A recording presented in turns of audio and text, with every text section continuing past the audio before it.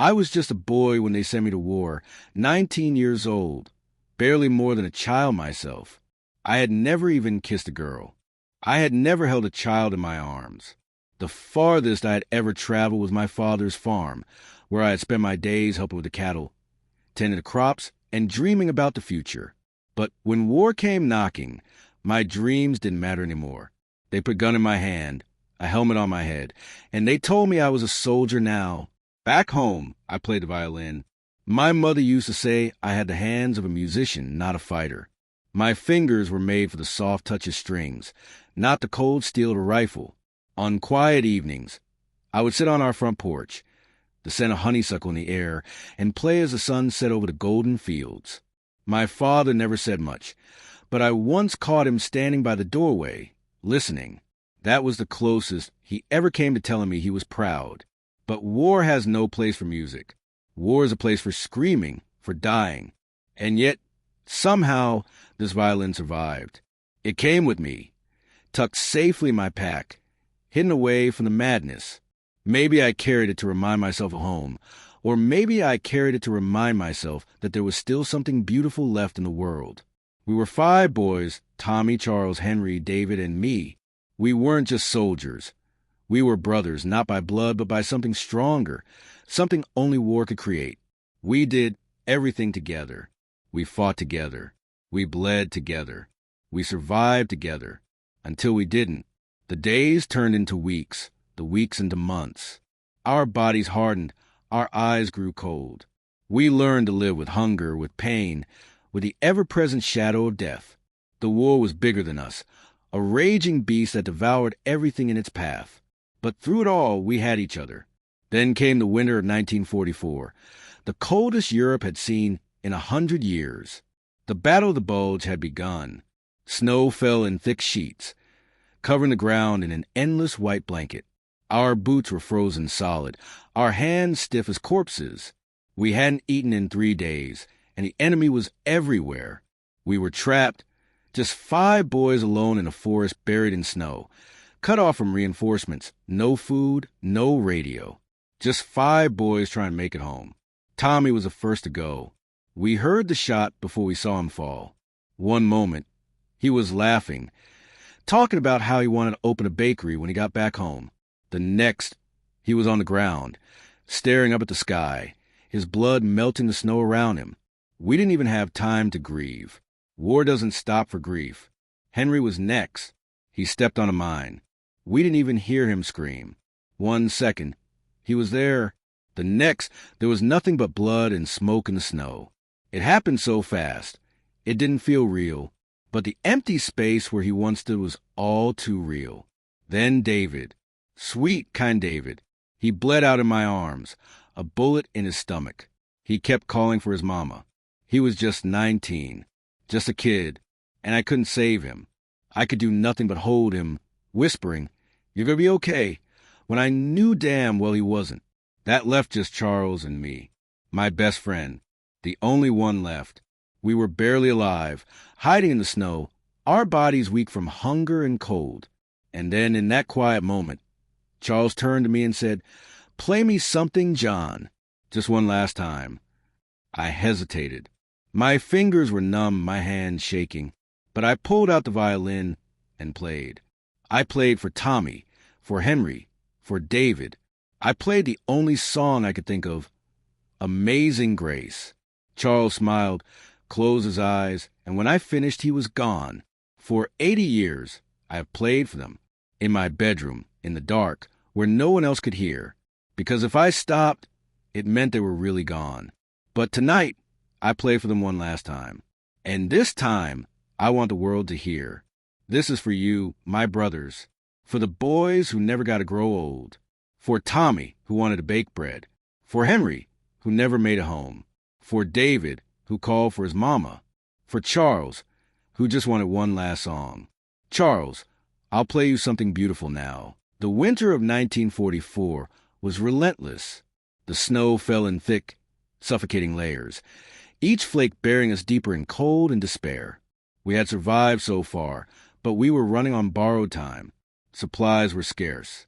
Our rations had run out days ago, and the bitter wind bit at our exposed skin like a starving animal. We were exhausted, but we had no choice but to keep moving. To stop was to die. We were stationed deep in the Ardennes forest, where the trees stood like silent sentinels, their branches heavy with ice. The German army had launched a massive offensive, one that caught us completely off guard. They came in waves, unstoppable, ruthless, like a storm rolling over a battlefield. Our lines broke, and we were forced to retreat, scattered like leaves in the wind.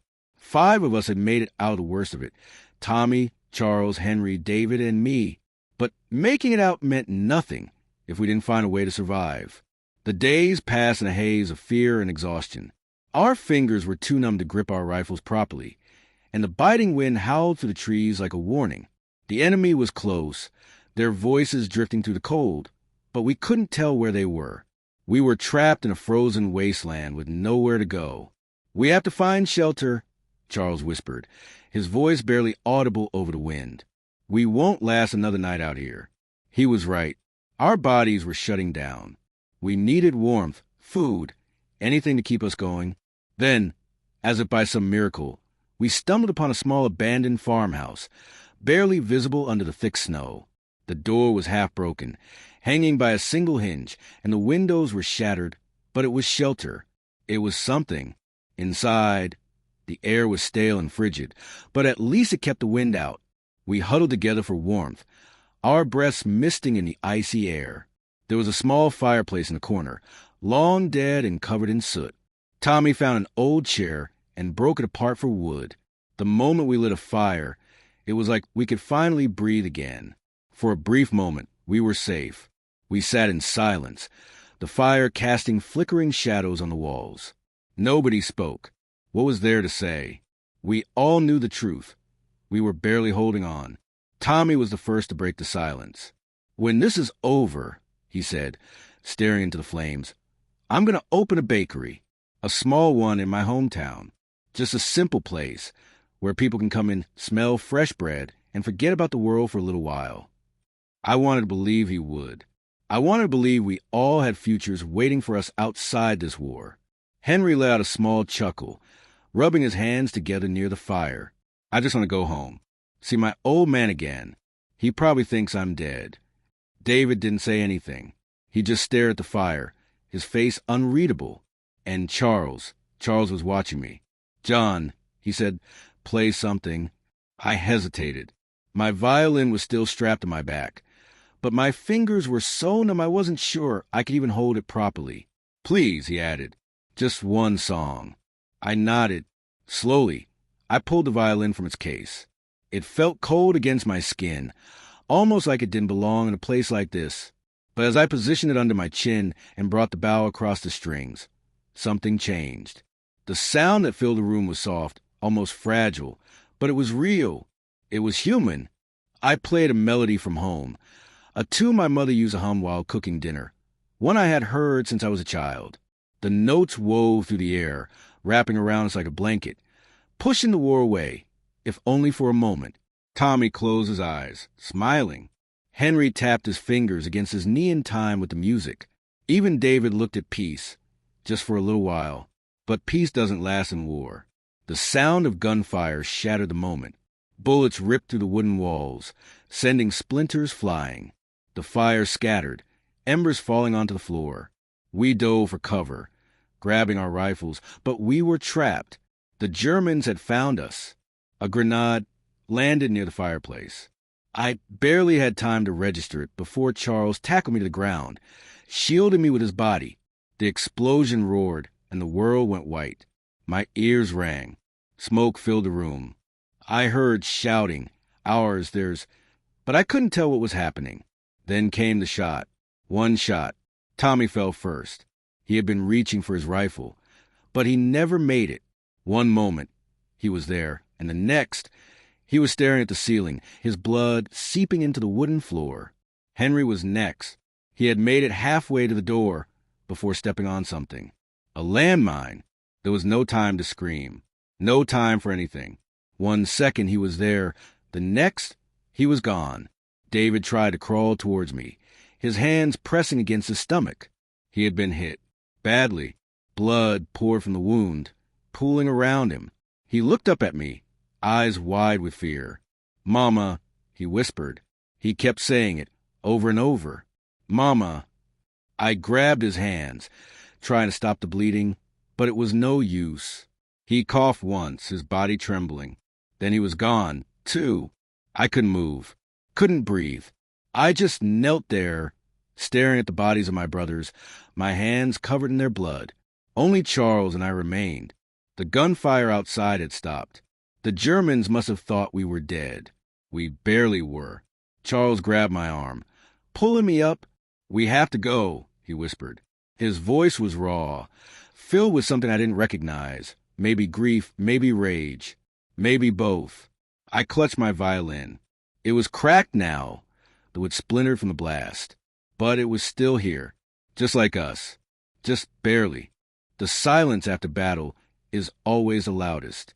The gunfire had stopped, but the echoes of war still rang in my head. The farmhouse, once our small refuge, had become a graveyard. Tommy, Henry, and David were gone. Their bodies lay in the cold, still and unmoving. I wanted to bury them, to do something other than leave them there in the blood-stained snow. But Charles pulled at my arm. "We have to move, John." His voice was hoarse, his face pale with exhaustion. "They'll be back." I knew he was right. The Germans thought they had wiped us out, but if they returned and found us alive, there would be no second chances. We had no food, no ammunition left, just our rifles and whatever strength we could scrape together. And my violin. The body was cracked from the explosion, the strings worn, but it was still in one piece. "Let's go," I whispered. We left the farmhouse behind, its broken walls crumbling into the snow. We didn't look back. Looking back meant remembering, and remembering hurt too much. The forest stretched before us, endless and merciless. Snow fell in thick sheets, and the wind howled through the trees, cutting through our uniforms like knives. Each step felt heavier than the last. My boots, already stiff with ice, crunch against the frozen ground. Charles limped beside me, his breath shallow. He had taken some shrapnel to his leg, but we had no bandages left to stop the bleeding. How much further? I asked. Charles let out a humorless chuckle. "Hell if I know. The line's somewhere west, but without a map, we might as well be walking blind." We were alone. No reinforcements, no radio, no sign of friendly troops. Just the two of us, ghosts wandering through a dead landscape. Every rustling branch, every distant sound sent a bolt of fear through me. The enemy was still out there, watching, waiting. Hours passed, maybe more. The cold numbed my body, made it harder to think, harder to move. Then we saw it, a road. It stretched out before us, covered in a thin layer of snow. But it was real, and it meant civilization. It meant direction.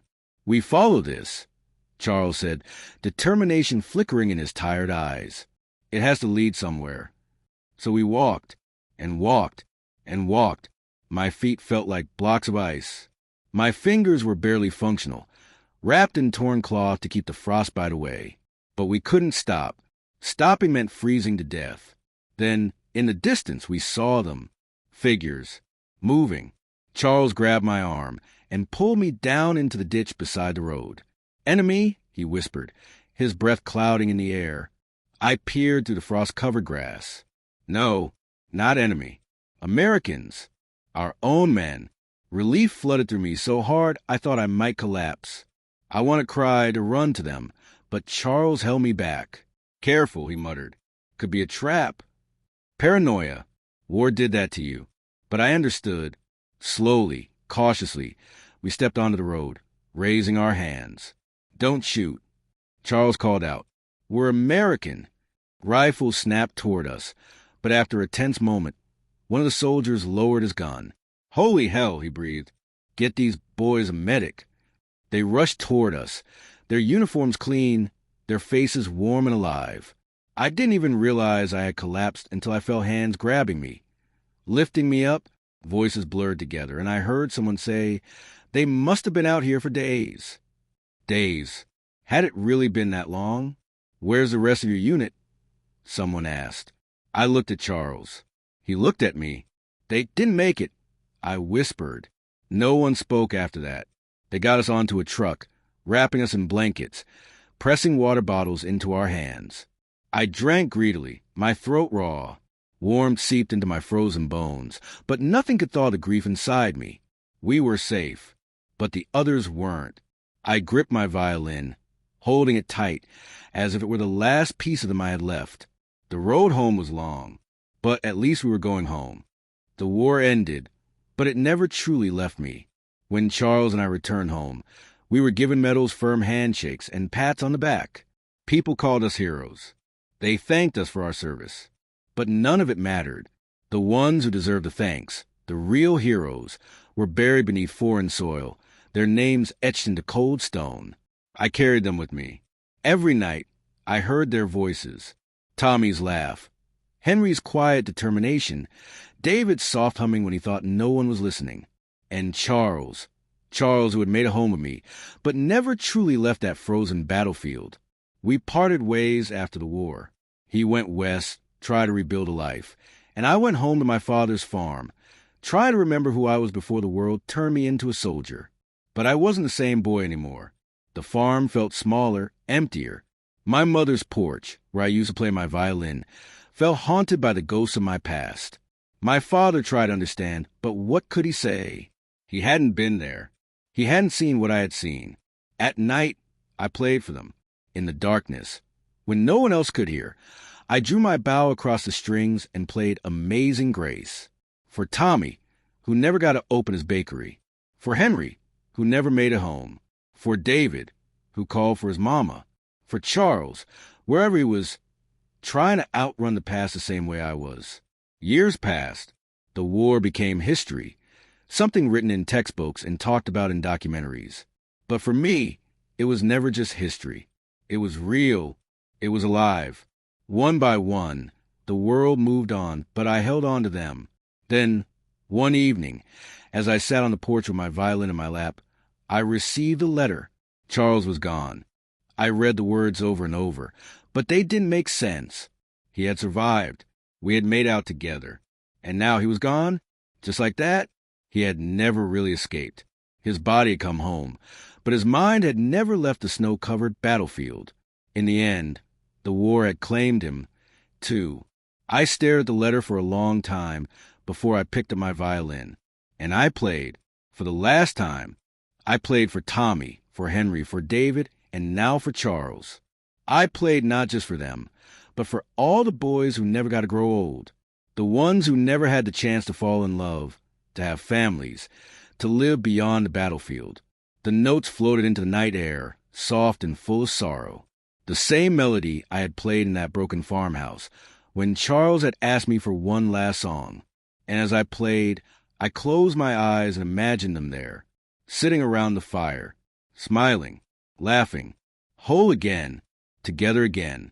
When the final note faded into the wind, I set my violin down. This time, I let them go,